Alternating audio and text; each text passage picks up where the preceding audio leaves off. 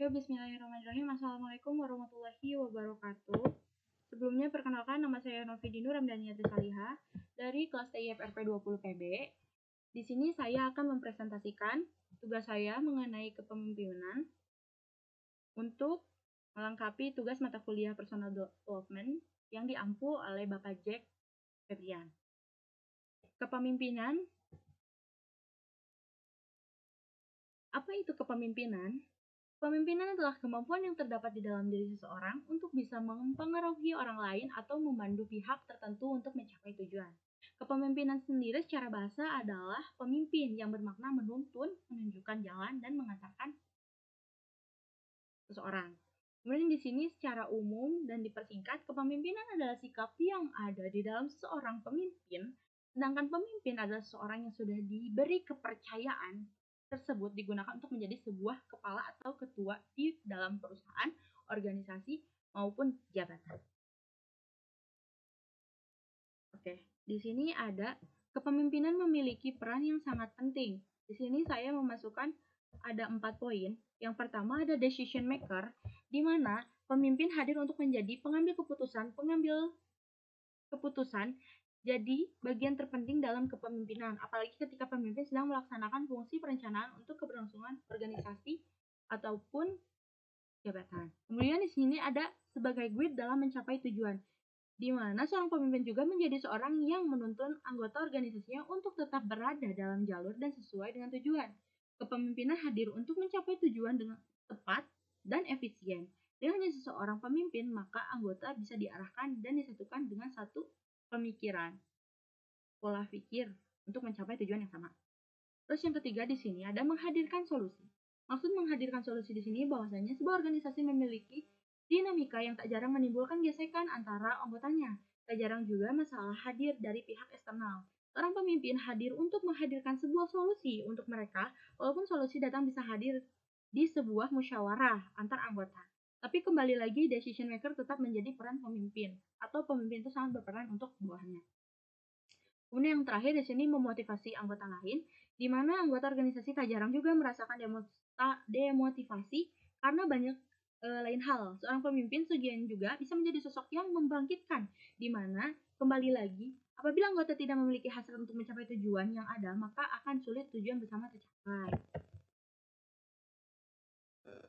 Kemudian di sini ada bagaimana menjadi pemimpin. Yang pertama dengan menunjukkan sikap profesionalitas, di mana profesionalitas sendiri itu di dalam dunia kerja harus tetap dilakukan karena mempengaruhi pandangan karyawan, khususnya para bawahan Anda. Semakin baik dalam bekerja, maka orang yang menghormati Anda juga semakin banyak. Kemudian di sini yang kedua menunjukkan integritas, di mana salah satu sikap profesional yang wajib dimiliki seorang pemimpin yang sedang kepemimpinan wajib memiliki sikap profesionalitas, di mana pemimpin itu berintegrasi nilai moral, etika. Anda harus tinggi supaya dapat memimpin bawahan dengan baik. Dalam workshop pelatihan kepemimpinan, integritas diajarkan bersama tanggung jawab. Kemudian di sini yang ketiga, baik dalam memberikan arahan sikap dan profesional. Maksudnya, baik dalam memberikan arahan sikap profesional itu banyak bentuknya. Salah satunya yaitu mampu memberikan arahan yang baik. Arahan yang dimaksud adalah mengatur bawahan agar dalam atas tujuan Anda sesuai dengan tujuan awal agar mencapai keberhasilan bersama. Terus kemudian di sini yang keempat menunjukkan sikap profesionalitas, di mana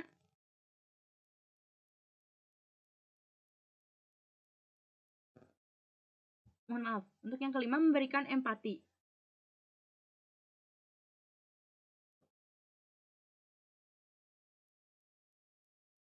Di mana dengan adanya empati, bawahan mendapatkan kepedulian dari orang lain, sama halnya dengan pemimpin yang dapat memberikan empati kepada bawahannya.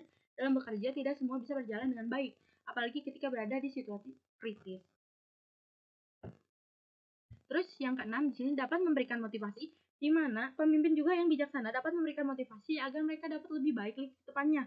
Motivasi bisa diberikan ketika bawahan merasa kurang mampu, atau bahkan juga tugas pemimpin yang belum selesai dan bisa disemangati oleh pemimpin untuk bawahannya menjadi produktif kembali.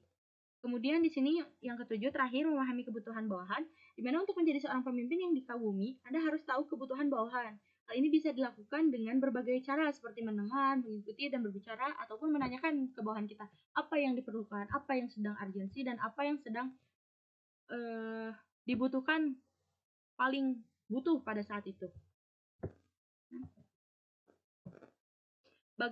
Terus selanjutnya di sini adalah bagaimana memilih pemimpin. Bagaimana memilih pemimpin, di sini saya memasukkan beberapa poin. Yang pertama di sini ada integritas, yang kedua visi dan misi yang jelas, yang ketiga keterampilan dan kepemimpinan, yang keempat empati, yang kelima kemampuan komunikasi, yang keenam untuk pengatur waktu, yang ketujuh keberanian dan kepedulian, yang kedelapan pengalaman dan kualifikasi, yang kesembilan fleksibilitas dan adaptabilitas, kemudian yang ke-10 pendukung pembangunan tim, yang ke-11 jejak rekam kepemimpinan, dan yang terakhir kemampuan untuk menerima umpan balik.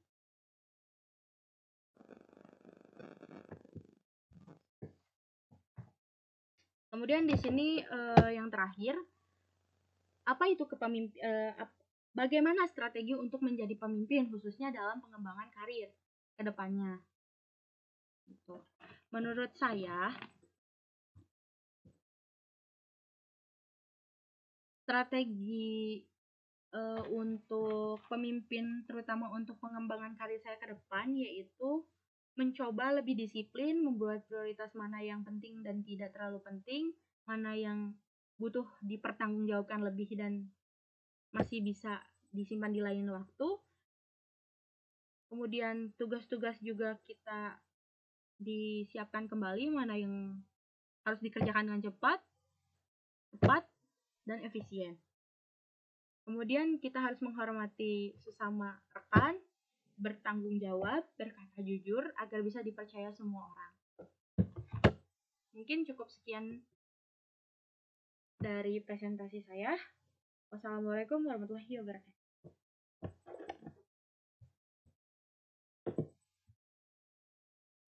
Bye-bye.